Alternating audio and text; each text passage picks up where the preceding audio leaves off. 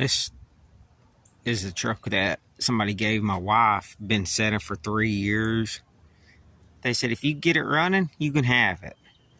Hell, all I had to do was change the fuel filter, drain the oil, change the oil, hit the key, it fired right up. Been running perfect ever since.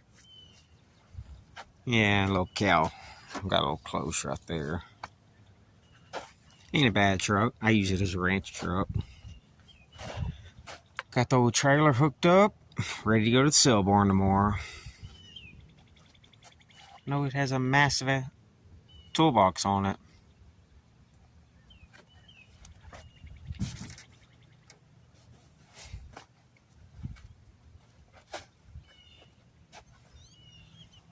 First Chevrolet I've ever owned. It ain't too bad for the price.